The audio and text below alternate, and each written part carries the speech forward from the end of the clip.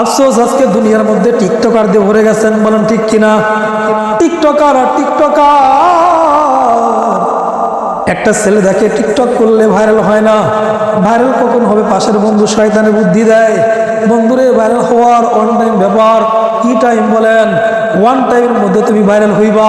কি কি কি করলে ভাইরাল হবো বল? বন্ধু বলে দেয়, শয়তান বন্ধু বলে দেয়, সুন্দর একটা মেয়েকে বিয়ে কর। মেয়ের মধ্যে পর্দা আছে কি পর্দা দেখার দরকার নাই, মেয়ে নামাজ পড়ে কি এটা দেখার দরকার নাই, মেয়ে আল্লাহর নামটাকে কি এটা দেখার দরকার নাই, মেয়ের টাকা আছে কি এটা দেখার দরকার নাই, মেয়ের বাবা কি করে দেখার দরকার নাই, মেয়ের মা কি করে দেখার দরকার নাই, মেয়ে কি করে দেখার দরকার নাই, শুধু দেখবা মেয়ের চামড়াটা সুন্দর কিনা। আরে বন্ধু, সুন্দর চামড়া দিয়ে কি হবে? আরে কারিশমাতে তখনই হবে মেয়েকে অর্ধলঙ্গ কইরা টিকটকের মধ্যে ভাইরাল করবা, তুমিও সামনে আসবা, সেও পর্দার সামনে আসবে, দুনিয়ার মধ্যে উন্মুক্ত করে দিবা। বুকের কাপড় অর্ধেক নাই, পেটের কাপড় নাই, মাথার মধ্যে কাপড় নাই। এইরকম যদি বন্ধু একটা পোস্ট দিতে পারো, পুরা ফেসবুক গরম, মুহূর্তের মধ্যেই তুই ভাইরাল। আর বন্ধু, তোর মতো বন্ধুই তো আমি খুঁজতেছি। জোরে বলেন, কথা বলো ঠিক কিনা? এমন বন্ধু আমার আপনার আশেপাশে আছে কি নাই? ও বন্ধু,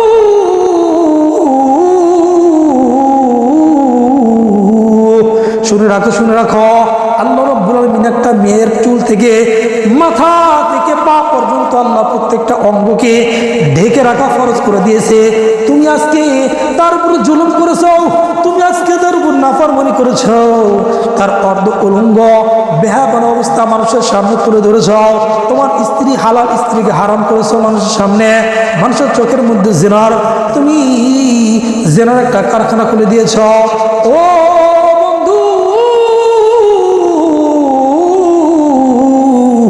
সে যেই পরিমাণ গুনাহ, তার ঠিক সেই পরিমাণ গুনাহ তোমার আমলনামায় দিবে আল্লাহ রাব্বুল আলামিন। বেপরদার কোনো ক্ষমা নাই, আর যাকে পরিচালনা করায় তারও কোনো ক্ষমা নেই। এই জন্য মা বোনদেরকে বলবো, ও মা, ও বোন, তোমাকে টিকটকার করার জন্য আল্লাহ রাব্বুল আলামিন দুনিয়াতে প্রেরণ করে নাই।